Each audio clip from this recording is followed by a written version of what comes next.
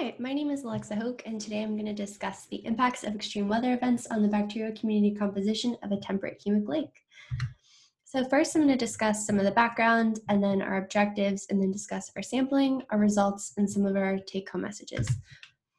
So extreme weather events are anticipated to increase in both intensity and frequency as climates continue to change. And these extreme weather events can include heat waves, droughts, storms, and high precipitation events, which can ultimately cause flooding. And these events can cause disturbances to the stability of the thermal structure of lakes, and also cause changes in nutrient loadings and concentrations, and that can ultimately impact the availability of particulate organic matter for bacterial communities. And bacteria in lakes are distinct populations that are very important in biogeochemical cycles, and these include phosphorus cycling, nitrogen cycling, and carbon cycling. And large fractions of organic carbon in lakes are respired and consumed by microorganisms, and then this carbon can be passed up to higher trophic levels. So there are two lifestyles of bacteria in lakes, and these are particle-associated bacteria. So these are bacteria that colonize particulate organic matter. So as you can see here, these bacteria are colonizing this particle. And then there's free-living bacteria, so they don't colonize particles, but they can benefit from the dissolved organic matter that comes from dissolved particles. So the Bacterial catchment and Loch Fia are located in County Mayo, which you can see on this map up here, and this black line outlines the catchment area. So 64% of the land cover in the Bacterial catchment is blanket bog, and Fia is the largest freshwater lake in the catchment, and it's a humic lake with two main inflows, the Glenamou, which is on the left, and the Black River on the right. So our first objective for this study was to explore the bacterial community composition of Loch Fia, and then to determine if the bacterial community was impacted by extreme weather events that occurred during the study period.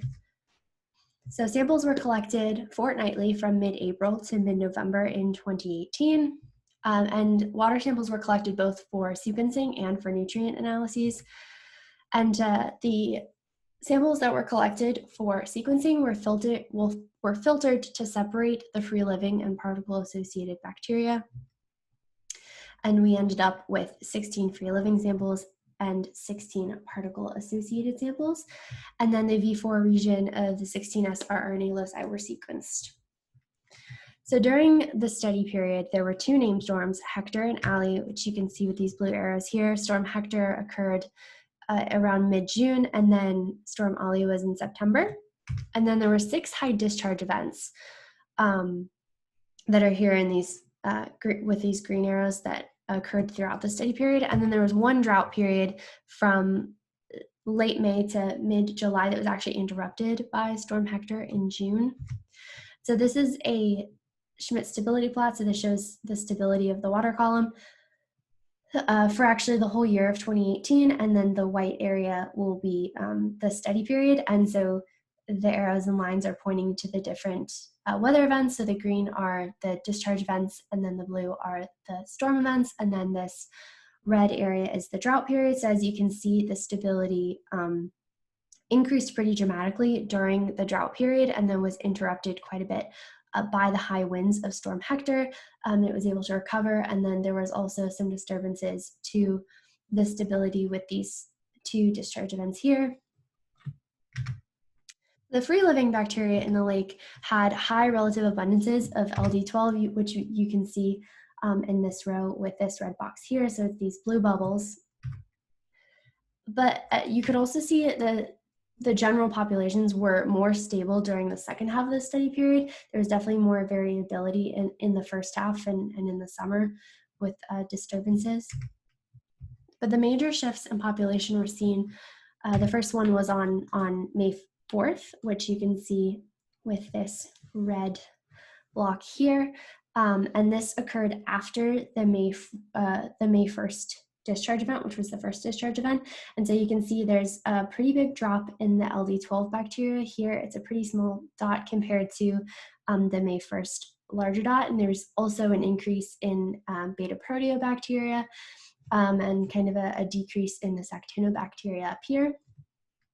And then the second disturbance event was on May 28th, which was during the drought period. So this coincided with the drought and then a small peak in ammonia concentration, but it didn't really occur. It was pretty far after this next discharge event that occurred, so it probably wasn't associated with that. But it also had a drop in the LD12, a little bit of an increase in beta proteobacteria and an increase in this Patsy bacteria. And then the next population shift occurred on July 24th, which again wasn't really close to any weather event except maybe the drought, and it was around the same time as a peak in phytoplankton, and also had this decrease in LD12 and a slight increase in actinobacteria up here. So the free-living bacteria, the distribution didn't show a very clear seasonal pattern because there's kind of a disruption based on, because of Storm Hector causing a disruption in the June and July samples, which leads us to believe that there may have been more of an impact from Storm Hector and the free-living bacteria that we couldn't necessarily see in the bubble plot of the relative abundances of the populations. And then the environmental factors that were correlated with the free-living bacteria were the dissolved oxygen effia, the color, Schmidt stability, and chlorophyll A. And the abundant organisms were relatively stable. You can see this LD12 appear again, but most of the organisms are towards the left of those plots, so there wasn't any extreme amounts of variation in the population. So with the particle-associated bacteria, there was a higher relative abundance of this Phycosphaeraceae, which are these pink bubbles in this red block. And again, like we saw with the free-living bacteria, the populations were more stable during the second half of the study period than the first half of the study period. So the first shift in population seen in the particle-associated bacteria was on May 1st, which is the same date as that first high discharge event. And this was characterized by a pretty big drop in the Phycosphaeraceae. It's a pretty small dot that's hard to see compared to the two other samples around it. There's an increase in this Patsy bacteria and this gamma proteobacteria, which is generally a terrestrial organism, so it might have washed in from some storm runoff. And then the second disturbance was June 14th, which was the day after Storm Hector arrived with very high winds. And so again, there was this pretty substantial drop in Phycosphaeraceae relative abundance and an increase in the Patsy bacteria, and some increase in beta proteobacteria as well. And there was a much clearer seasonal pattern seen in the distribution of the particle-associated samples. So you can see kind of the spring samples here, and then summer, and then the fall down here. And the particle-associated bacteria they correlated with the same environmental factors that the free-living bacteria correlated with the addition of total phosphorus.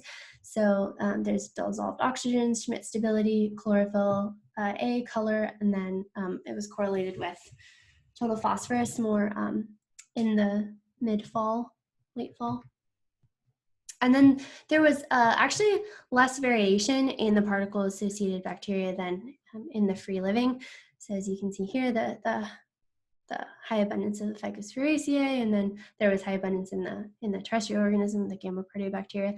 But overall, there seemed to be less variation in the particle-associated bacteria.